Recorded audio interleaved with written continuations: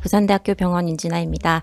네, 앞서 교수님들께서 그 림프 부종 관련 진단적 방법 그리고 수술적 치료에 대해서 좋은 강의를 해주셨고, 저는 이제 림프 부종의 수술적 치료와 치료 이후에 할 수 있는 재활치료 관련된 내용을 말씀드리도록 하겠습니다. 잘 아시겠지만 이제 우리가 주로 외래에서 접하는 그 림프 부종 환자들의 가장 많은 분들은 암치료 이후에 이제 림프계의 손상으로 인해서 림프계의 손상으로 림프 순환이 원활하지 않아서 발생하는 이제 부종으로 내원하신 분들이 되겠습니다. 최근에는 이런 그 초미세 수술 기술의 발달로 여러 가지 림프 부종 수술의 성공률이 높아졌기 때문에 국내에서도 이제 명륜진 교수님도 많이 하시지만 수술적 치료가 굉장히 활성화되고 있습니다.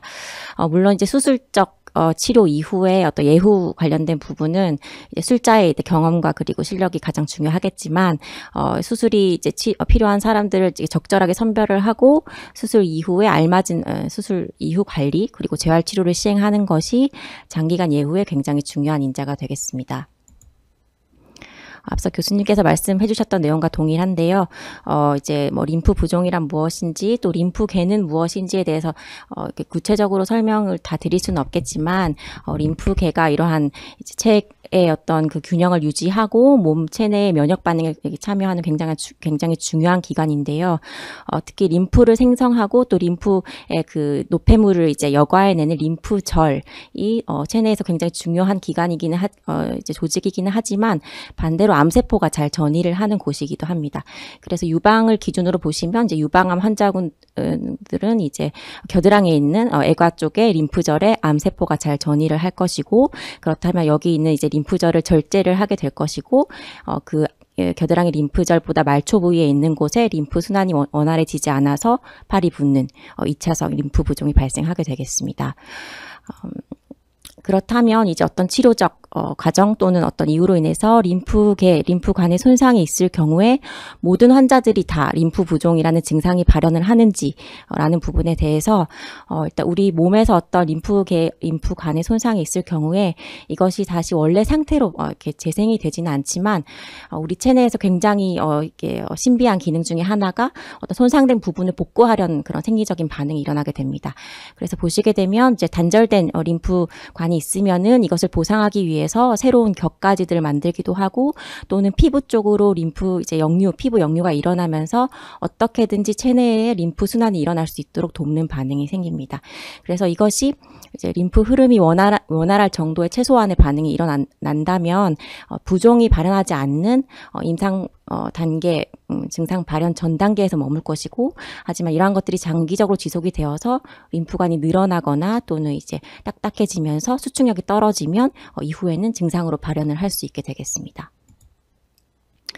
저희 환자들 중에서 이제 유방암 수술을 하시고 나서 부종이 발생하지 않은 환자들에게 이제 검사를 시행해 보았더니, 건측에 비해서 수술을 한 측에 보시면 림프관이 이렇게 늘어나 있거나 또는 증상이 조금 발현하지 않았음에도 불구하고 일부 국소적으로 피부 역류가 일어난 이런 현상을 확인을 할 수가 있었습니다. 이것은 이제 림프 부종을 진단하는 부분에서 중요하지만, 역으로는 이제 몸 안에서 림프 순환을 어떻게든 일어나게 하려는 그런 반응이 일어나고 있구나라고 해석을 해볼 수도 있겠습니다. 수술적 치료를 시행하기 전에 일반적으로는 이제 비수술적 치료, 우리 복합 림프 물리 치료라고 하는 비수술적 치료를 먼저 하게 되는데요. 여러 가지로 구성이 되어 있고, 가장 중요한 이제 압박 치료, 그리고 도수 림프 배출법, 그리고 여러 가지 운동요법, 그리고 감염을 방지하기 위한 피부 관리나 환자 교육 등을 모두 포함하고 있습니다. 수술적 치료를 결정하는 어떤 국제적으로 통용되는 가이드라인이 아직 있는 것은 아니고요. 특히 림프 부종 관련 수술을 많이 하고 연구를 많이 하고 있는 그 오스트레일리아 의료진께서 제시한 플로우 다이어그램을 보시면, 아까 말씀 주셨듯이 초기에 증상이 발생을 하면서 함유 부종이 있을 시에는 우선적으로는 이제 복합 림프 물리 치료 등의 비수술적 치료를 시행을 한 이후에 증상이 좋아지지 않거나 상태가 악화될 경우에 수술적 치료를 고려할 수 있습니다. 그래서 보통은 ICG 림포그래피를 통해서 기능적인 림파틱스가 림프관이 발견이 된다면 이제 수술적 림프 정맥 문합술을 고려를 하고, 그렇지 않을 경우에는 이제 전이술을 고려를 할 수 있습니다. 또한 초기에 이런 단계에서 더 진행하여서 함유 부종이 관찰되지 않는 섬유화가 진행된 단계에서는 오히려 그 지방 흡입술을 고려하라라는 그런 가이드라인이 있습니다. 최근에 이제 국제 림프 부종 관련 기구에서 이제 레커멘드 추천을 하는 것 역시 적절한 환자를 이제 선택을 하여서 림프 부종의 보존적 치료와 압박 치료를 병행한 수술 치료는 환자에게 도움이 될 수가 있다. 그리고 수술적 치료를 할 것이라면 조금 더 빠른 시기에 하는 것이 더 성공률이 높겠다. 그리고 과도한 어떤 지방 축척이 있는 환자들에게 지방 흡입술은 도움이 될 수 있겠다라고 이제 레커멘드를 하고 있기 때문에 어떤 림프 부종 영역에서의 수술적 치료는 이제 효용성이 더 입증이 되고 있는 것 같고, 따라서 국내에서도 많이 이제 수술적 치료를 시행을 하고 계십니다. 따라서 수술 이후에 저희가 뭐 환자들을 보내드리기도 하지만 수술 이후에 재활의학과로 다시 환자분들이 오셔서 이런 이제 질문들을 많이 여쭤보시게 되죠. 이런 질문들에 대한 이제 답을 드리고자 하는데, 우선 림프 부종 이제 수술은 이제 효과가 영구적인지에 대한 부분은 앞서 교수님이 말씀해 주셨지만 어떤 시기에 수술을, 림프관의 기능이 어느 정도 보존되어 있을 때 수술을 하는지, 또 어떤 종류의 수술을 하는지가 중요할 것이고, 수술 이후에 치료하는 이제 재활치료 또 적절히 하는 것이 중요하겠습니다. 또 수술 직후에 붕대를 감아도 되는지, 또 붕대를 감는다면 얼마나 압박이 되어야 하는지, 또 수술 이후에 바로 도수 림프 마사지를 받아도 되는지, 또 이게 압박 시간을 사실 줄이기 위해서 이제 수술을 선택하는 경우도 많기 때문에 이런 시간을 줄일 수 있는 시기는 언제인지에 대한 질문을 많이 주십니다. 사실 림프 부종 수술 이후에 어떤 재활 치료의 영역은 아직까지도 의료진 사이에서 다양한 의견이 있기 때문에 딱 가이드라인이 현재까지는 있는 것은 아니고, 그래도 이제 최근에 진행된 연구들이나 조금 그런 부분을 바탕으로 최대한 객관적으로 조금 정보를 전달드려 보도록 하겠습니다. 우선 림프 부종의 재활 치료 영역에서 가장 중요한 압박 치료가 되겠는데요. 수술 이후의 압박 치료를 저희가 환자분들에게 알려드리고 있고, 림프 부종 영역에서 압박 치료를 시행할 때 가장 중요한 부분은 붕대를 사용을 할 때 신축성이 적은 비탄력 붕대를 사용하셔야 된다는 겁니다. 이 부분을 조금 더 쉽게 설명을 드리면, 이제 붕대 에 가해지는 압력이 크게 휴식 압력과 활동 압력으로 나뉘어지는데요. 가만히 움직이지 않을 때 가해지는 휴식 압력이 오히려 너무 셀 경우에는 정맥이나 림프관에 더 과도하게 압박이 되어서 오히려 순환을 막아줄 수가 있습니다. 따라서 림프 부종 시에 사용되는 붕대나 압박 제품들은 휴식 압력은 낮되 근육을 움직일 때의 압력을 올려주면서, 활동 압력을 올려주면서 근육의 움직임과 반하는 림프관 수축을 도와주는 그런 기능을 하도록 만들어져 있습니다. 그래서 잘 늘어나지 않는 붕대 압박 제품을 사용하셔야 된다라는 게 중요할 것 같습니다. 그래서 이제 붕대를 감으실 때 보시면 말단 부위에 조금 더 가장 그 높은 압력으로 이제 감으시면서 조금 더 압력 편차를 만들도록 하고, 그리고 이제 반경이 다른 부위, 뭐 예를 들어서 종아리나 이렇게 뭐 발목이나 다 완전 원통형이 아니기 때문에 감으면서 이제 압박이 고루 분포될 수 있도록 중간중간에 패드를 적용할 필요도 있겠습니다. 요즘은 사실 이렇게 착용형 붕대들도 많이 제품들이 있기 때문에 그 이제 안정기 환자들에게서는 이러한 압박 붕대, 착용용 압박 붕대를 처방하기도 합니다. 그래서 상지 기준으로 이제 보통 붕대를 감으실 때 이게 팔꿈치를 굽혔을 때 90도 이상 넘어가지 않는 정도의 압박이 가해지는 경우, 그 정도가 적절하다고 보통 말씀을 드리고, 일반적으로 2시간 이상이 지나면 그 압박 붕대의 압력이 한 50% 정도 감소한다고 되어 있기 때문에 이후에는 다시 감으실 필요가 있습니다.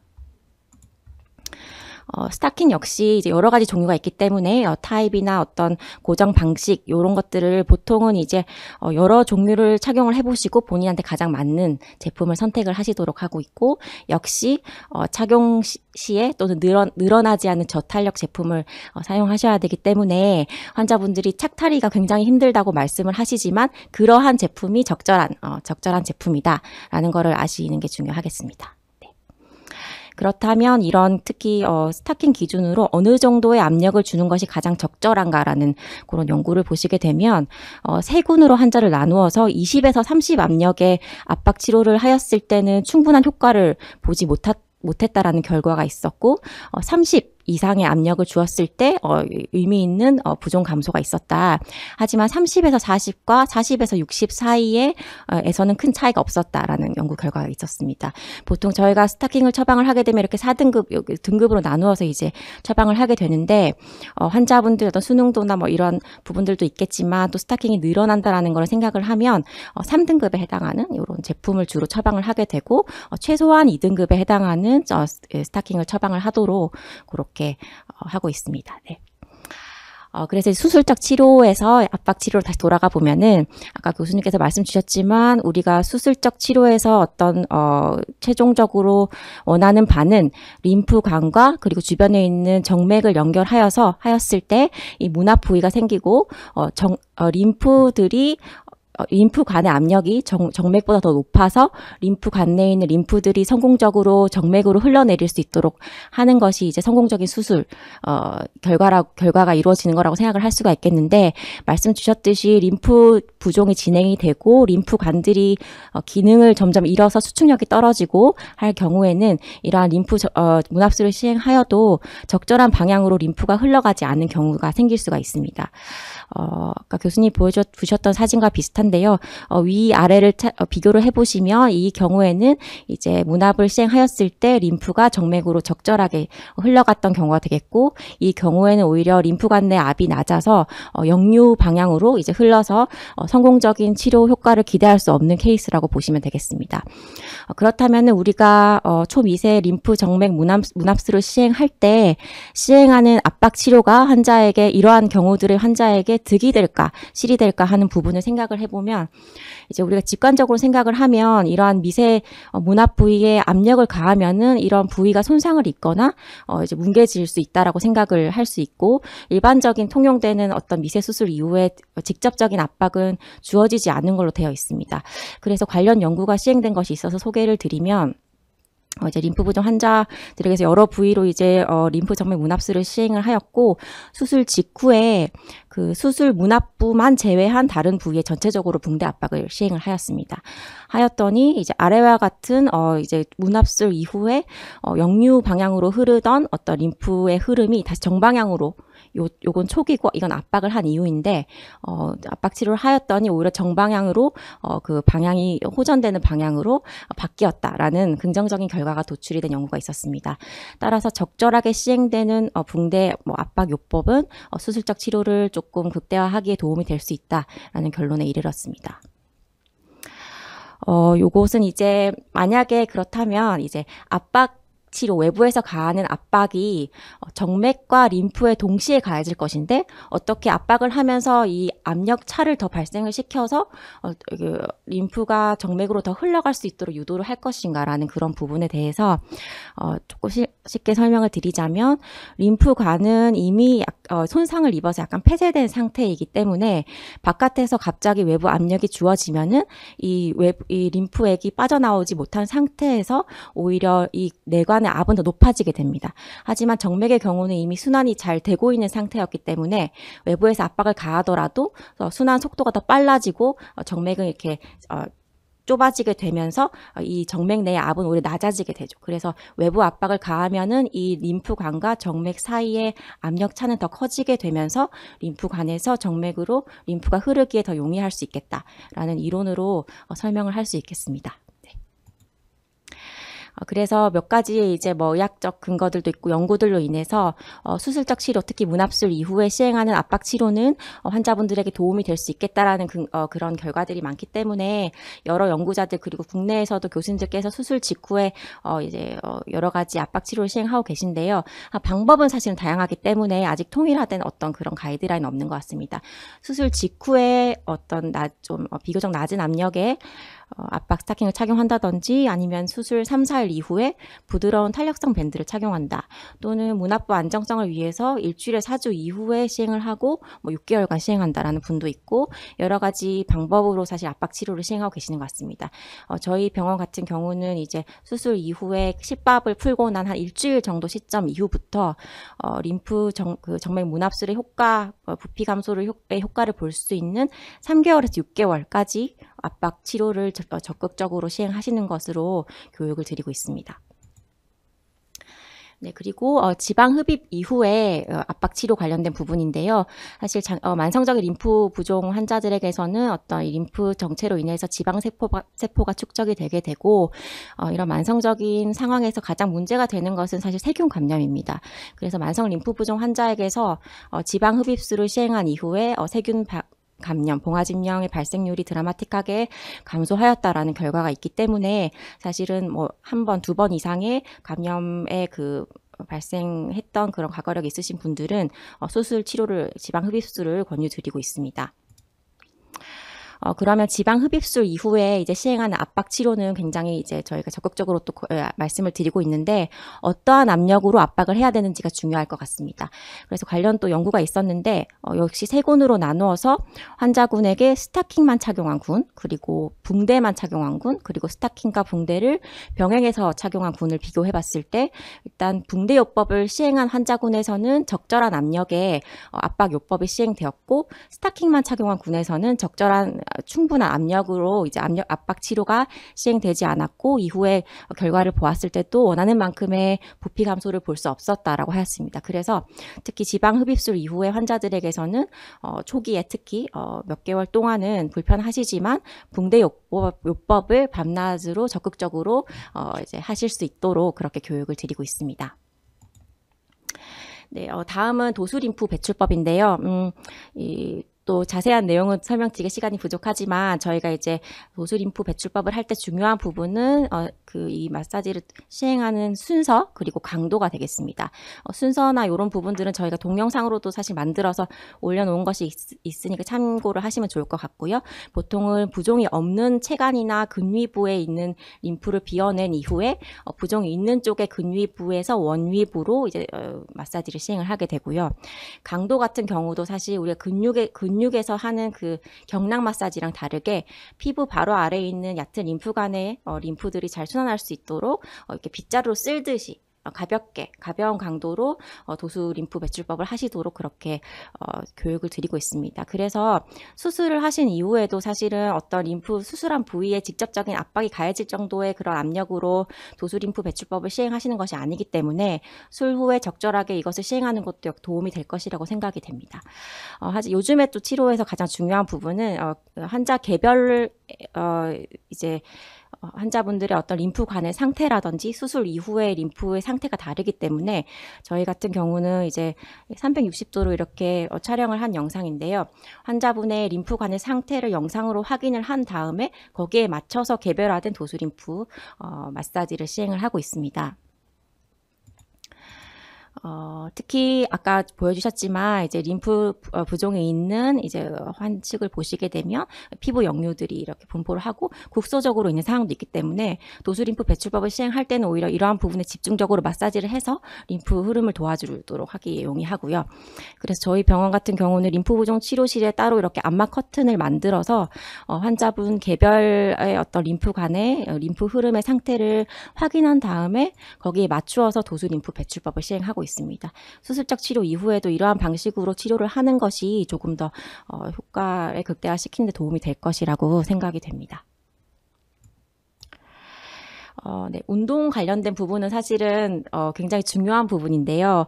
림프 부종 수술 이후에도 당연히 이제 여러 가지 운동 요법들이 적절하게 처방이 되는 것이 중요하겠고, 운동을 함으로써 이제 생기는 근육 수축으로 인한 림프 순환을 돕고, 그리고 교감신경계 활성으로 림프 이동을 속도를 증가시키고 여러 가지 기전들로 사실 어떤 근력 운동 포함해서 모든 종류의 운동 요법들이 이제 환자들께 추천되고 있습니다. 하지만 수술 직후에 또는 수술 이후에 언제부터 어떠한 강도로 이제 운동을 해야 되는지에 대한 근거가 아직은 조금 부족하기 때문에 수술 이후에 운동을 시행할 때는 적절한 처방 하에 운동을 하시는 것이 좋을 것으로 생각됩니다. 마지막인데요. 이게 뭐 일반적으로 우리가 아는 림프 부종의 비수술적 치료와 동반된 또 여러 가지 부수적인 치료들이 수술적 치료 이후에 효과를 극대화하게 도움이 될 것이라 생각되고, 최근에 올 3월에 제가 알기로는 이제 국내에서도 림프 부종 환자들에게 적용하기 위한 수가가 생성된 것으로 알고 있습니다. 이런 레이저 치료를 통해서 림프 흐름의 속도를 증가시킬 수 있다라는 그런 연구 결과들을 바탕으로 아마 수가가 생성된 것으로 알고 있습니다. 그래서 저희도 병원에 장비가 있어서 한번 정상 환자에게 저강도 레이저 치료를 한 다음에 림프 흐름의 속도를 측정을 해 보았었고요. 보시면 위쪽이 이제 치료를 하기 전이고, 치료를 한 직후에 보시면 치료하기 전에 비해서 림프 속도가 좀 명확하게 육안적으로 보기에도 이동의 속도가 빨라지는 것을 확인을 할 수가 있었습니다. 따라서 이런 부분도 환자의 어떤 병변 쪽에 직접적으로 어떤 그 자극이 가해지는 치료는 아니기 때문에 추후에 또 수술을 하시는 환자분들에게 또 적용을 해볼 수 있는 치료가 아닐까라고 생각합니다. 네, 제 발표는 여기까지입니다. 감사합니다.